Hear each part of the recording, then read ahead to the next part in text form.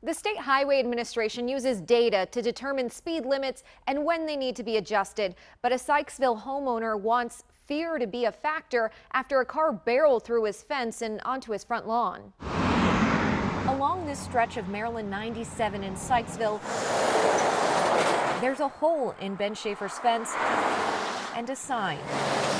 It says, "Look what speeding did to our fence." Technically, my 11-year-old did the stickers.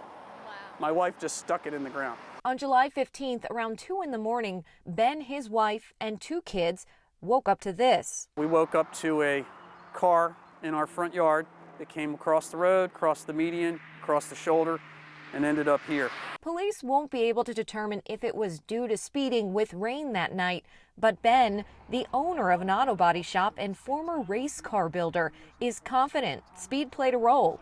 And he's been warning about drivers traveling at excessive speeds on this roadway. This could be easily fixed. And I've tried for a year and a half with the state, and I feel like I need your help. We checked with the State Highway Administration. In response to these concerns, they conducted a speed study last August.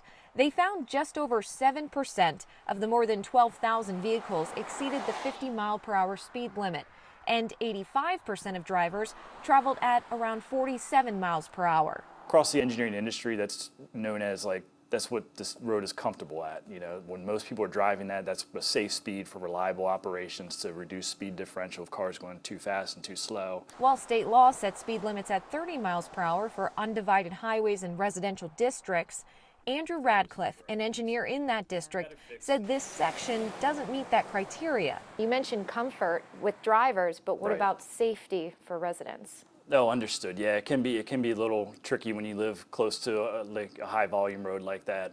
It's a fine balance, and it can be a touchy subject, and we really have to kind of balance the community concerns and also look at how the road is operating. But he said they're listening. They've considered all the factors and just received approval to lower the speed limit to 40 miles per hour. You know, safety in terms of school bus operations and how people were driving. And we looked at it a little further, and one thing in recent years that's come up in terms of how we review speed limits is looking a lot more at the context of the environment too. So we planted these. Ben has added a barrier of trees, he's rebuilding the fence, and plans to follow up with police for enforcement once the new speed limit signs are up. However, he still worries about his kids and his home. It's a different thing now when you go to bed.